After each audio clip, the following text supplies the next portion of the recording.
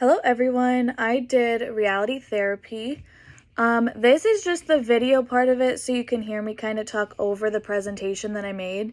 I am probably the worst person with technology, and I already tried to video this once and it didn't work all the way through. So I'm hoping this goes better for me. But if you just can follow along with the slides, I'll tell you each time that I turn a slide. So I apologize for the inconvenience.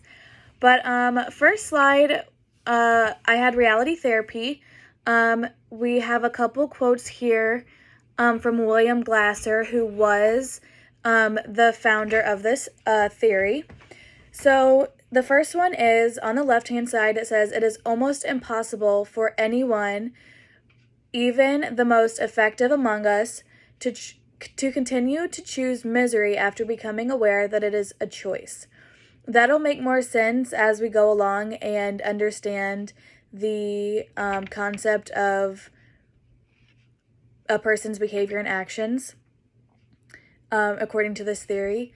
And then the second one is we learn 10% of what we read, 20% of what we hear, 30% of what we see, 50% of what we both hear and see, 70% of what is discussed, 80% of what we experience personally, 95% of what we teach someone else. I thought that was really interesting because growing up, I've seen that quote, I've read that quote. I know specifically it was in one of my teacher's classrooms growing up, and I just thought it was interesting that it came back to be someone that I learned about years and years and years later, but very interesting. So William Glasser, as I said, was the founder of this theory. He was born in 1925 and passed away in 2013. He attended Case Western Reserve University in Cleveland, Ohio.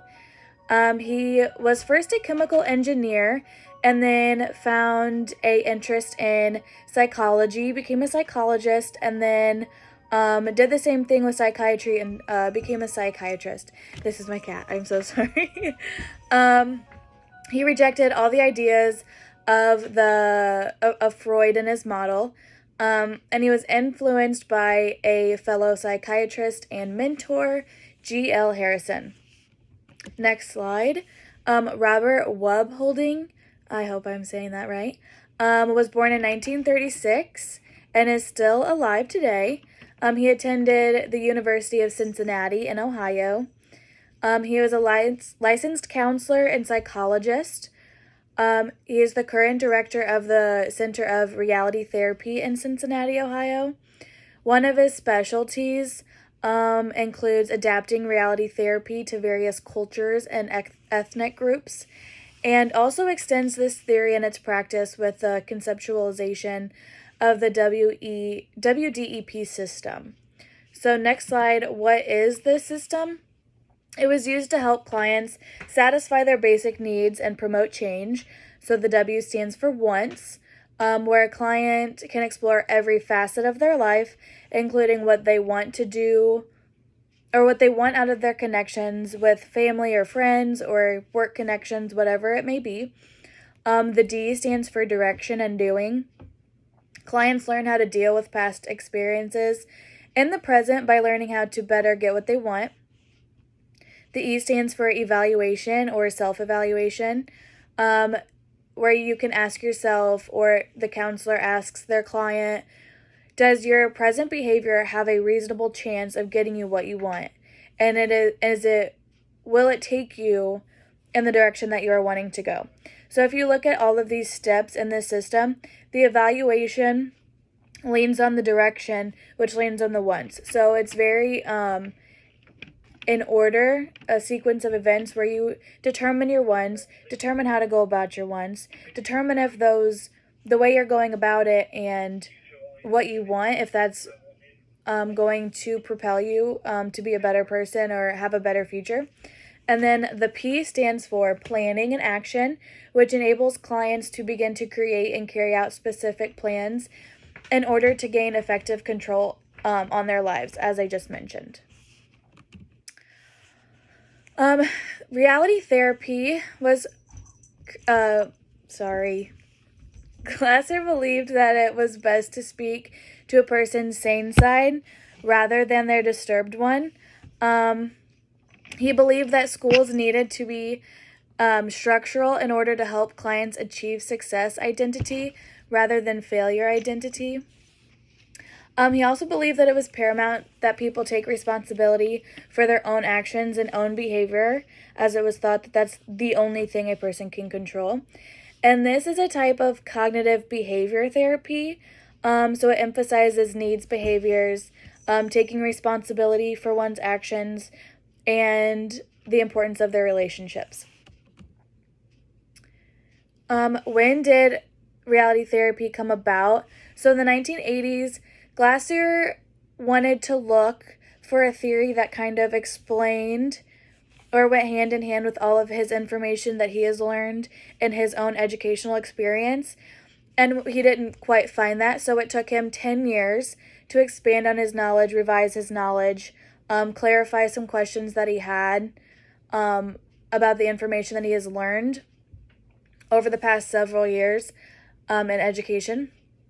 And then in 1996 developed his own theory called choice theory, which can also be related to reality theory. So I failed to find events during this time period that kind of related back to why Glasser would have created this theory and how it made sense. But nonetheless, I found some events that give you context to what was going on in the time. So 1980, the DSM-3 was published.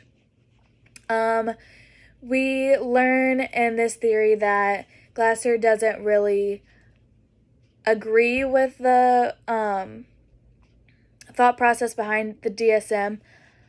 He thinks that putting a label on someone and their mental illness doesn't do anything, whereas if you say, look at your behavior and change this behavior and then this will change, that is getting someone somewhere. So not very important to him, I would say, but I guess important to the world of psychology at large. 1982, Falklands War, which is a war on two British territories. 1986, the Chernobyl nuclear accident. 1989 is the creation of the worldwide server and browser. I think this is interesting, and I think can be applied to the theory in ways that people can learn more information at a faster pace. Relationships can be connected, or people can stay connected easier with this creation, which then leans back onto the idea that choice theory puts an importance on relationships.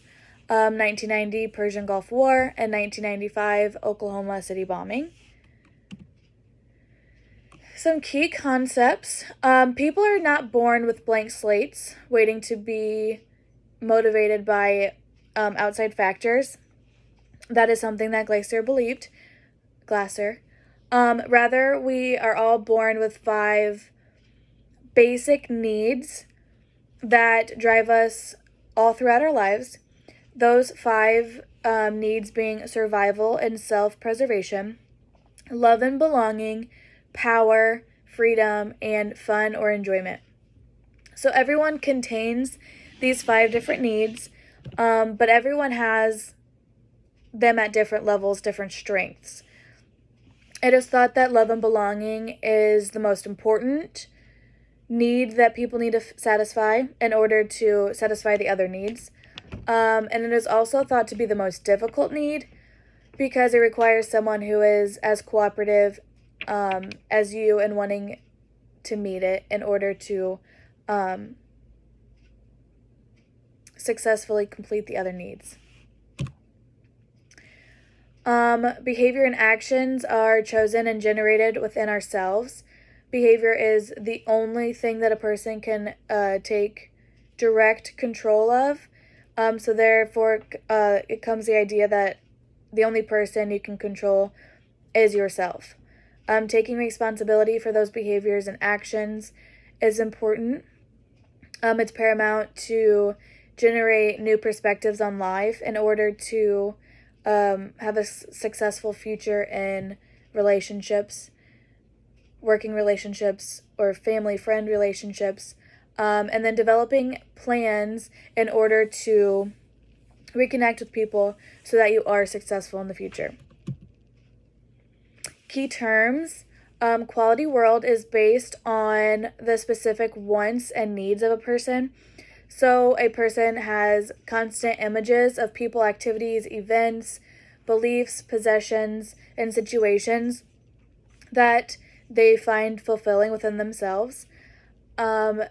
These pictures are then put into a picture album, which show the specific wants and then the precise ways and how to directly satisfy them.